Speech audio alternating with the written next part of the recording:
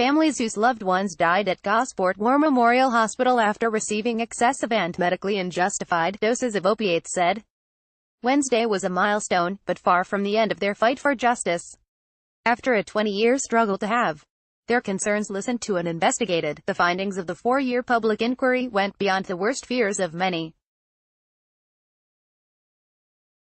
It found evidence of 456 deaths where unnecessary opiates cut lives short, and said there were probably 200 more where records were no longer available. Hundreds of patients died after lethal opiate doses. Inquiry finds our vulnerable relatives were stripped of their final words to their loved ones, said Bridget Reeves, whose 88-year-old grandmother Elsie Devine went into the hospital in October 1999 and died 1 month later, in a message from all the families. While the inquiry lays out what led to this catastrophe, all the families say they want to see the hospital staff responsible, and the institutions which failed to act, held to account. The Gosport Inquiry Chair, former Bishop of Liverpool James Jones, said today that Dr. Jane Barton, a GP and clinical assistant at the hospital from 1998 to 2000, was responsible for the practice of prescribing on the hospital's wards. But he added that nurses who administered doses, and the senior consultants and managers who records show knew what was being prescribed, were also actors in the institutionalized practice of shortening lives. Gillian Mackenzie was the first to go to Hampshire Police in 1998 with concerns over the death of her mother. The Independent, Ms. Reeves added, "We are all entitled to have an explanation when an alleged injustice has occurred, but this has been sinister, calculated, and those implicated must now face the full rigor of the criminal justice system." This was the day that Gillian Mackenzie, 84, had been waiting 2 decades for. She was the first patient to go to the police shortly after the death of her mother Gladys Richards, 91, in August 1998.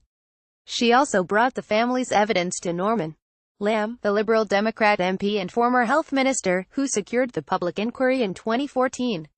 "It was very emotional, because I kept a stiff upper lip for 20 years. It's nice to know I wasn't barmy," Ms. Mackenzie said. "I wouldn't say today is a victory. It's not in the criminal court yet.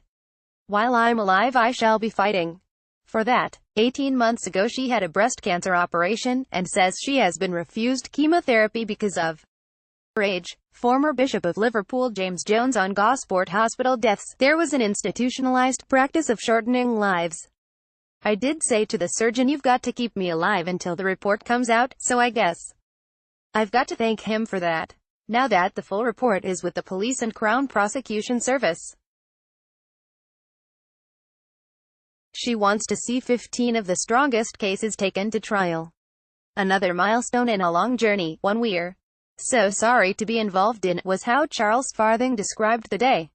His stepfather, Arthur Brian Cunningham, was 79 when he was admitted to the hospital with a bed sore, and died shortly after.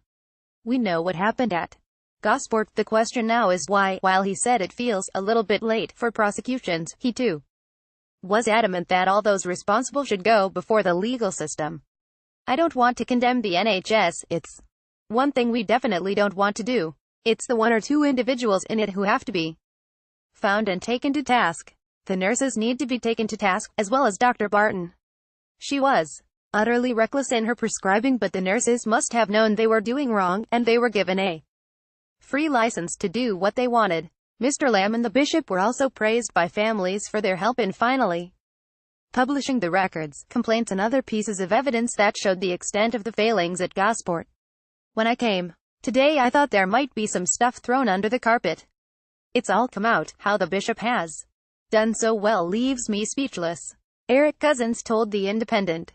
His father Arthur Cousins was a soldier who fought in the Normandy landings on Utah Beach and was missing in action, presumed dead, only to turn up 2 years later, alive, in a French hospital. He died after being taken to Gosport War Memorial Hospital after a series of falls, one of which led to a broken breastbone, but was recovering well on the wards.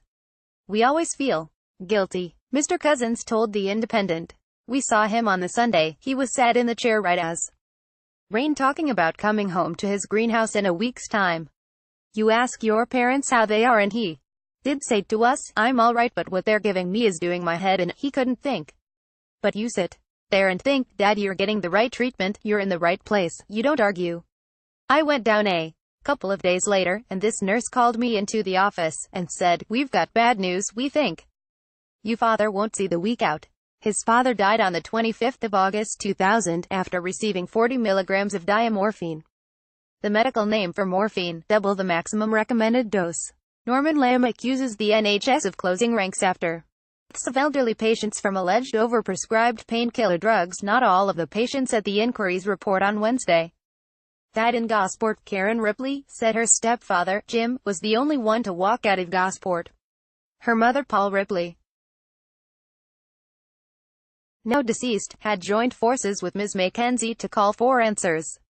Luckily, Jim Ripley survived because we puffed his pillow up at the right time and saw the syringe driver, Ms. Ripley said.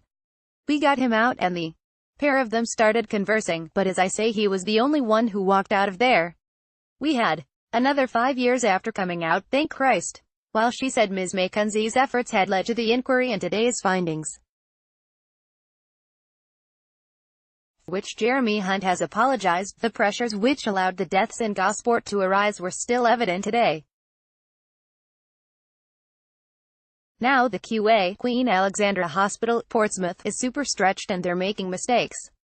It's frightening, you just can't get ill anymore, she said. Karen Ripley, stepdaughter of Jim Ripley, the only patient to walk out of Gosport War Memorial Hospital. The Independent, Ms. Mackenzie said she hopes to speak to Mr. Hunt soon after he said he would be meeting families, and will ask him why it has taken him so long to do so. When asked what she would be doing this evening, she told The Independent, I'm going back to comb through the report to see which bits have been missed out and bring them to the attention of Mr. Lamb. When your days are numbered, you make the most of every day.